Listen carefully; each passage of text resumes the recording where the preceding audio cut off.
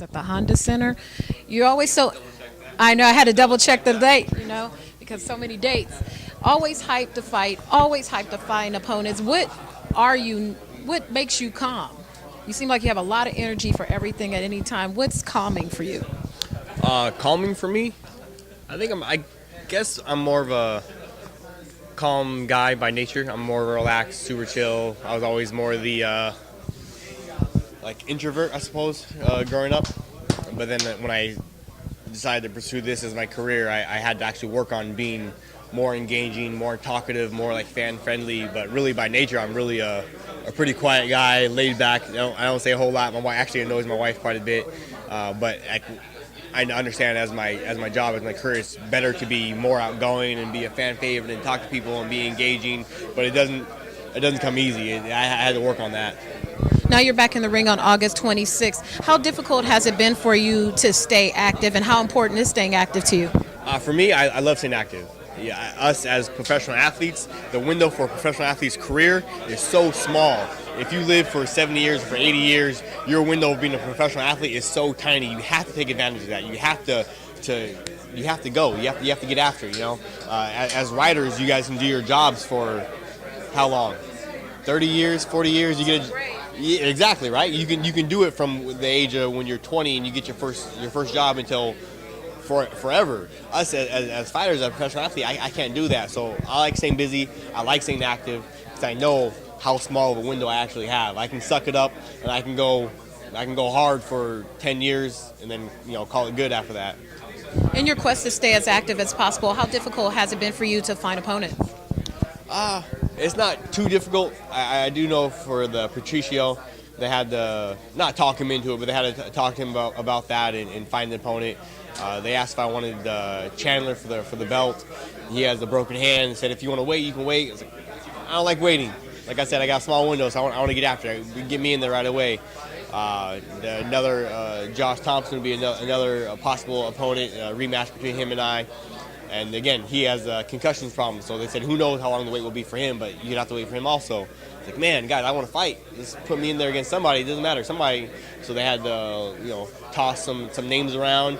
Finally, Patricio said, oh, yeah, sure, okay, I'll take the fight. I had to talk him into it a little bit, and here we are.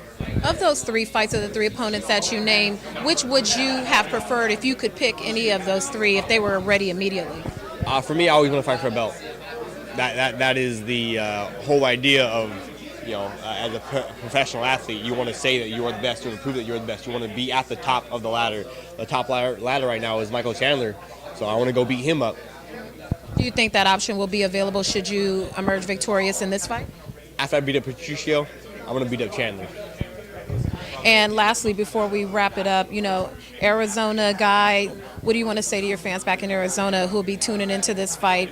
And also talk about the opportunity to expose yourself to a new audience, since boxing fans will be tuning in with this as well. I'm very excited about the boxing. Me as a fan of boxing, being able to go to the event on Saturday night, I'm pretty excited about that. And then also for boxing fans to open their eyes up.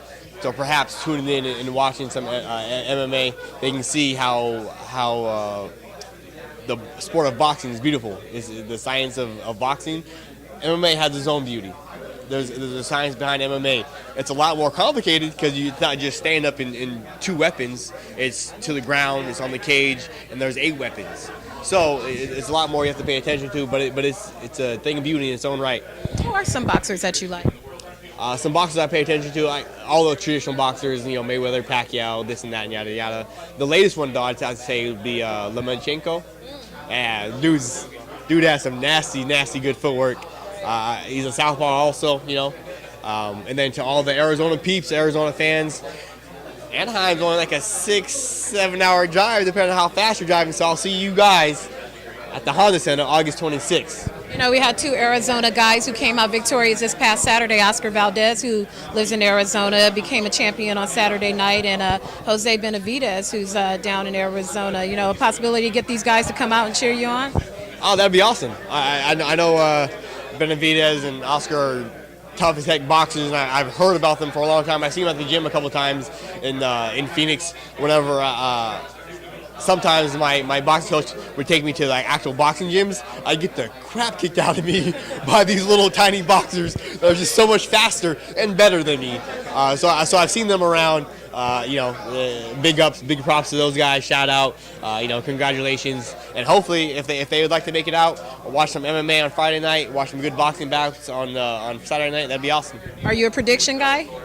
I am not a prediction guy. I am terrible at predictions. If I pick somebody, there is a 86% chance I'm wrong. So I don't even do predictions now. So I shouldn't ask you for a prediction for your fight either then. For my fight, of the 35 sometimes of my fights, I've been right 93% of the time. So for me, I mostly predict me leaving the cage with my hand raised. And for this next fight, the same thing. Thanks, Benson. Good luck to you. Thank you. Good stuff.